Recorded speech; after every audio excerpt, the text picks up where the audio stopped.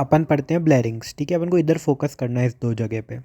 ये ऊपर वाला है हायोइड बोन के लिए, यहाँ पे होता है ट्रैकिया और इसके बीच में होता है लैरिंग्स। ठीक है, अब देखो असली में देखते हैं।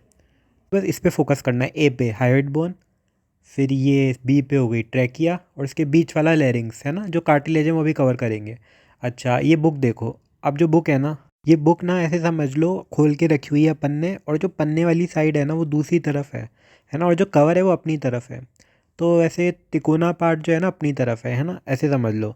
अब देखो ये वाला जो थायराइड है ना, सी, ये बुक जैसा ही है। इसका तिकोना पार्ट लैरिंजल प्रोमिनेंस हो गई, और जो डी है ना, एक क्रिकॉइड कार्टिलेज है जो कि रिंग शेप है, और जो ई है ना वो एपिग्लॉटिस है, वो लीफ शेप है। ठीक है, ये सब मैं बताऊंगा कि ये लीफ कैसे लग रही है।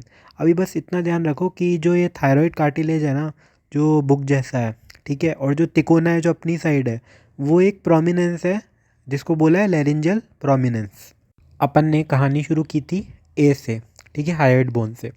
फिर अपन ने बोला था जो बी है वो है ट्रैकिया, वहाँ से ट्रैकिया शुरू होता है, मतलब ट्रैकियल कार्टिलेज है उधर। ठीक है, उसके बीच में लैरिंग्स है, और अपना टॉपिक लैरिंग्स है तो उसे पढ़ते हैं। ठीक है, तो लैरिंग्स में सबसे पहला कार्टिलेज अपन ने बोला था सी, जो बुक शेप है, थायराइड कार्टिलेज, ये हो गया। ठीक है, उसके बाद अपन ने बोला था रिंग शेप, डी, ये क्रिकॉइड कार्टिलेज हो गया। और ये जो लीफ शेप है, जो अपन देखेंगे कि ये लीफ कैसा है, वो हो गया ई। ठीक है, एपिग्लॉटिस। अच्छा, और अपन ने ये जो लैरिंजल प्रोमिनेंस है इसको बोला है एफ। ठीक है, तो बेसिकली लैरिंग्स के अपन ने क्या पढ़ा, अभी तीन कार्टिलेज पढ़े, एपिग्लॉटिस, क्रिकॉइड कार्टिलेज और थायराइड कार्टिलेज। ठीक है, तीन कार्टिलेज है, तीनों एक एक नाम लिया, तो ये अनपेयर्ड कार्टिलेज है। टोटल होते हैं 6 कार्टिलेज, तीन अनपेयर्ड कवर कर लिए। मैंने बोला था ना एपिग्लॉटिस लीफ शेप होता है, क्योंकि ना वो पोस्टीरियरली दिखता है।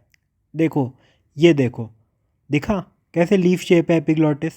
तो बस ये ध्यान रखना कि ये पोस्टीरियरली ही लीफ शेप दिखता है, इसलिए मैंने बताया था कि बोला था कि बाद में दिखाऊंगा।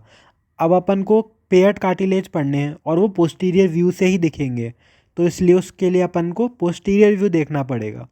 तो मैंने तुम्हें हाथों हाथ बता भी दिया कि जो एपिग्लॉटिस है वो लीफ शेप होता है। ठीक है, ये कवर। अब मैंने ऐसे भी बोला था कि जो है ना बुक है ना, उसका जो तिकोना पार्ट है, जो अपन ने पढ़ा था ना थायराइड कार्टिलेज, उसमें मैंने ऐसे बोला था तिकोना पार्ट जो है जिसको अपन ने लैरिंजल प्रोमिनेंस बोला है, और जो बुक का तिकोना पार्ट अपनी तरफ है और जो खुला हुआ है वो दूसरी तरफ है। तो जो खुला हुआ दूसरी तरफ है वो भी पोस्टीरियर व्यू में दिख रहा है, ये देखो। ठीक है, ये दो सॉर्टेड। तो ये अभी तो बात अपन कर रहे थे अनपेयर्ड की। अब पोस्टीरियरली में तीन और दिखेंगे, वो होते हैं पेयर्ड। ठीक है, तो इसका एक निमोनिक है, आरती कौन क्यों नहीं खाती है। ठीक है भाई, आरती की मर्ज़ी, लेकिन अपन को निमोनिक के लिए याद रखना पड़ेगा एरेटेनॉइड, कॉर्निक्यूलेट एंड क्यों नहीं खाती है तो क्यूनिफॉर्म। तो ये तीन कार्टिलेज हैं। ठीक है, अब देखो ये एंटीरियर पोस्टीरियर और सेजाइटल व्यू है। एंटीरियर पढ़ लिया, पोस्टीरियर और सेजाइटल पढ़ना है। तो इसमें देखो पोस्टीरियर में अपन को सबसे पहले एरेटेनॉइड, आरती, दो है पेयर्ड है, दो दिख रही है एरेटेनॉइड। ठीक है, उसके बीच में ना वोकल कॉर्ड होते हैं, वो अपन थोड़ा बाद में पढ़ेंगे, अभी अपन को फोकस कार्टिलेज पे रखना है। तो ये हो गई एरेटेनॉइड कार्टिलेज, ठीक है, दो, जो कि पेयर्ड है। फिर उसके बाद एरिटेनॉइड के इधर ही साइड में से दो और निकल रहे हैं, वो है क्यूनिफॉर्म। ठीक है, अच्छा राइट साइड में देखो सेजाइटल व्यू में क्यूनिफॉर्म भी है। ठीक है, और उसके पास में ना कॉर्निकुलेट है, जो कि सेजाइटल व्यू में ही ढंग से दिखता है।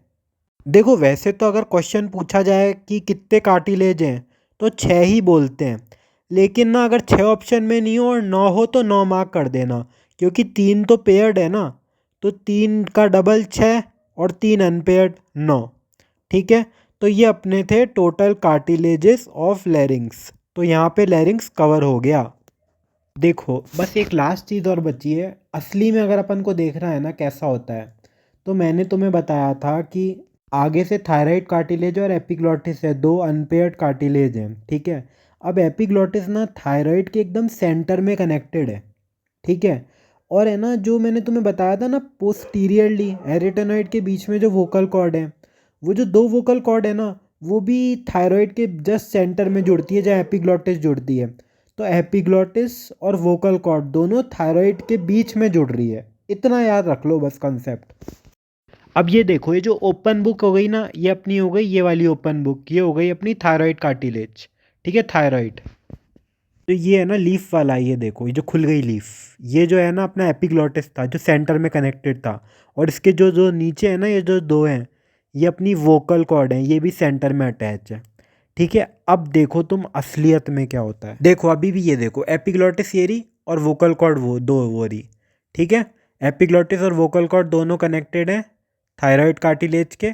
और ये ध्यान रखना बस, एपिग्लॉटिस हमेशा एंटीरियरली ही होती है। ठीक है, बस यही कंसेप्ट है। अब क्वेश्चन पे आते हैं। तो क्वेश्चन ऐसे पूछ सकते हैं कितने टाइप के कार्टिलेज होते हैं। तो टोटल होते हैं अपने 6। ठीक है, अगर 6 नहीं हो तो 9 ऑप्शन में मार्क करना।